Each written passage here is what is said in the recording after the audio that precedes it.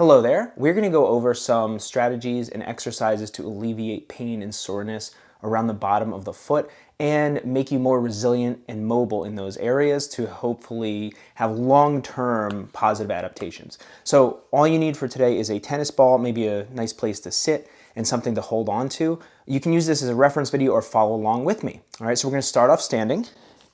We got our tennis ball, okay? And you're going to take one foot and you're just going to gently roll. Okay, whatever feels good here or feels mildly good, I want you to find some areas that might be a little bit sore. Oftentimes people have under the arch or on the heel, but I don't want anything to be like really painful. And that's why I like for people to start with a tennis ball and not something like a lacrosse ball or a golf ball. Okay, so take a little bit of time. I'm going to spend some time on each foot here. And then what I like to do is give some pressure, and while holding that pressure, particularly on a spot that feels a good bit of tension or soreness, you're going to squeeze your toes together, curl the foot, and then splay out. So if it was a hand, it's like you're making a fist, and then you're spreading out. And you can do that several times. Okay, you can also change the angle. Sometimes I like to put my heel down and press in, a little more controlled. And that's a little different spot there. All right, as we go through today, anything you want to spend more time on, you can either do that afterwards or you can just pause, ignore me, whatever, and spend more time. So I want you to identify areas today where you think this might be a big priority for you specifically, because everyone's going to be different. All right, so you can do that. We're going to go the other foot. And you can, again, just observe where you feel tension, where you feel soreness. This can feel really good, and because of that, the soft tissue work, people can end up spending most of their time and energy on that. Now this can help, and it's a great thing to add in if you're dealing with pain and soreness, but it's not going to make the biggest difference. It will help prime you a little bit for some of the other stuff we're doing, but I want to make sure you don't spend the majority of your time on this soft tissue work. All right. So we're doing the same thing, kind of crunch down, splay open. You can do it at different spots, different angles. If you have plenty of time, you can spend a lot of time doing this. I just want to make sure you're not doing this instead of the other stuff, which we'll get to. All right, so once you got them rolled out a little bit, we're going to do some toe spreading. So with a little twist of the foot, I'm going to have you take your foot, you're going to turn inward and glue your big toe down. Then you're going to rotate out and press. So you're spreading this big toe away from the other toes. So turn in, glue this down, then rotate that foot away from where the big toe is glued down. Press down. That'll give you a nice stretch, especially through the forefoot. Okay. With a rug like this, it's not going to stick as much. This is great on like either a wood floor, rubber floor, where you can get a little bit more friction. Okay, and then what I like to do, I'll show you from this angle, rotate out, and then press down, and then I like to rock in and out. That should give you a nice stretch through the bottom of the foot. It's going to be a little bit different, particularly if you tend to be crunched in with your feet in your normal posture. So you want to stretch, rock in. All right, let's try the other foot. Turn in, glue that big toe down. Rotate away, trying to spread, really stretch this area. Okay, and then you can bring that heel down. You can do that rock in and out of it. Oh yeah. I like to do somewhere between like 3 and 8 reps, depending on how you're feeling. If you tend to have this big toe go inward a lot and you don't have a lot of space and your toe splay is not very good, this is a really good one to work on. I love doing this right after getting home from practice or out of my cleats, which tend to condense everything. All right, next we're going to do some foot and ankle rotation. So what I like to do here is kind of roll in and out, get a little stretch on the ankles, stretch on the feet, so your foot's going to pronate, cave inward. This one's going to go outward, and the ankle is also going to roll out. So one's going in, one's going out. You can let your pelvis turn a little bit to create more of that movement. So your ankle mobility is going to tie into how your feet feel as well. So I'm going to roll in, roll out, let the feet pronate and supinate. That pronation here, it's when that arch collapses down, which is a very key movement, which we want to be able to do. If that doesn't happen, that can create tension. All right, and now we're going to do some ankle cars. So you can go seated on the floor, seated on a chair or couch. I'm going to have you just keep your shin, keep your knee and thigh still. And we're going to draw a nice big circle with our big toe. Feel like you're using your lower leg muscles as much as you can to pull that ankle in a big circle. Then you can switch directions. All right, so you want this to be a big, smooth circle. Feel like you're plotting as many points along that circle as you can. If it looks more like a square or a triangle, definitely something you're going to want to work on. So a lack of ankle mobility can absolutely be manifested as like foot pain underneath the foot. Let's switch it up.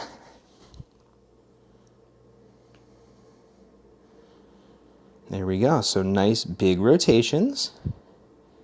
As big as you can go, trying not to let anything else move. So this shin isn't moving, the knee and thigh isn't moving. You can switch directions. Nice and slow.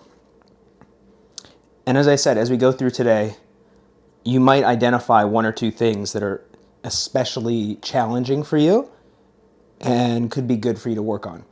All of this stuff is good to work on, but you might find a couple things that are especially important for you. Now we're going to work on ankle dorsiflexion. So we're going to do a dorsiflexion roll and peel, actually ankle and foot and toe dorsiflexion, which is this flexion here.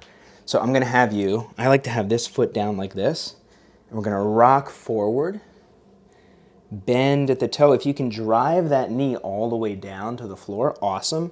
Then you're going to lean back, use your shin and top of the ankle and foot muscles to peel off. So this angle here, we want to make that as small, acute as possible. Then lean our weight forward, bend the toes as well, and this will really stretch all of these tissues here. Then we want to maintain this acute angle as we lean back, peel off. So we're creating some force there. We want to add active components to the passive stretches. So this is a little more passive here. We're just using our weight to stretch.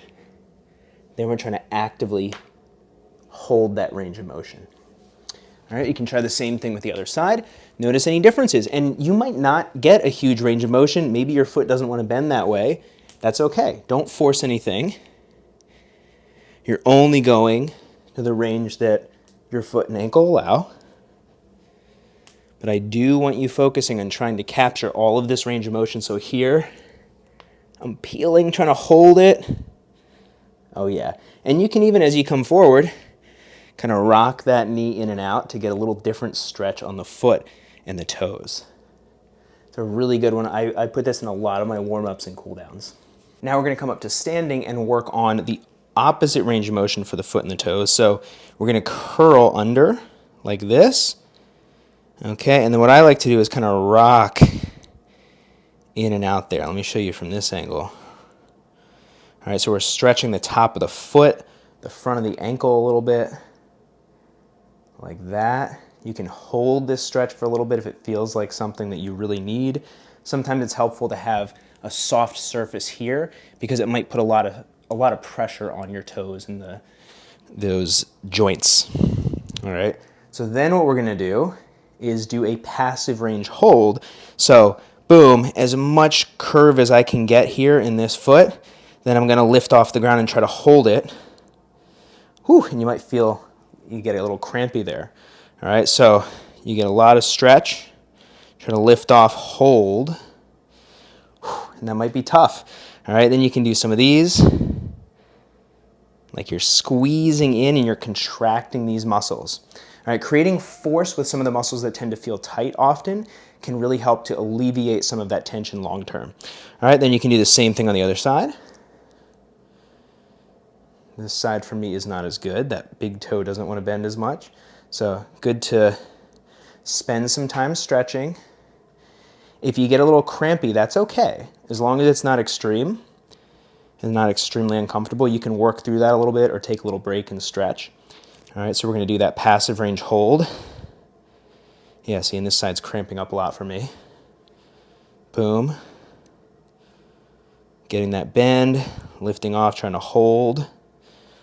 And then you can add in some of this. Really contract through all these tissues. Now you can also do something similar here by pulling with your hand. Sometimes this is easier to control, so I can stretch like this and then try to hold it. Okay, so you can use different strategies there. Next up, we're gonna do some heel raises where we're coming up as high as we can on the toes and back down, so that's gonna strengthen all of this. Now what I like to do differently than you might have before is add some assistance, hold on to something to allow yourself to go higher than you normally could. So let's say I can go to here. I'm gonna add assistance to go way, way, way up, hold, and then I'm gonna try to take away some of the assistance and slowly come down. So you might get some really deep contractions in here that you have not felt before. So I'm gonna use a lot of assistance to help yourself get really high up there on the tips of the toes and then slowly lower down. So we're trying to learn to produce a lot of force in that plantar flexed position. That's what that's called, plantar flexion, pointing the toes, controlling down. Whew, so that's a big theme, learning to not just move through large ranges of motion, but produce force in those large ranges. Last thing we're gonna do today is isometrics in this position with our feet. Really terrific. So you're gonna go like this, and what we're gonna try to do is imagine our feet and toes are pushing down and away through the ground. Okay, so if the ground was clay, we'd be digging a hole, scooping out like that. So the way I'm gonna do that is I'm gonna try to really push through my toes like this. This works better with more friction. Okay, I'm pushing through. With my hands, I'm pushing this way. So as I push this way, it's gonna force my feet to work to try to do the opposite, okay, and oppose my hands. All right, so I'm gonna start pushing with my hands. I'm gonna feel the tension in my feet. And then I'm gonna try to drive away through my toes and feet, and then relax. And then we're gonna learn to do the opposite. So you're here, I want you to imagine you're using your shin muscles and top of the feet to pull your knees toward your toes, like this. Okay, this might be tough to get, but if you can feel this, it doesn't take long for those shins to really start burning. So what I'm gonna do is pull and hold, relax. Pull and hold, relax. Boom, just like that. Okay, now we're gonna put that together with the other isometric. So we're gonna push away, then we're gonna pull and hold, all right? Check it out. I'm gonna start pushing with my hands, pushing away, resisting, okay, with my feet and toes.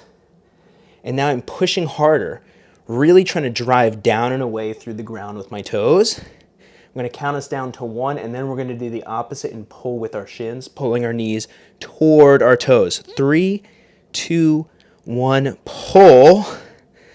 Pull, pull, pull, pull. So if there was something under you here, you're trying to buckle that. Okay, pulling your knee toward your toes. 3, 2, 1.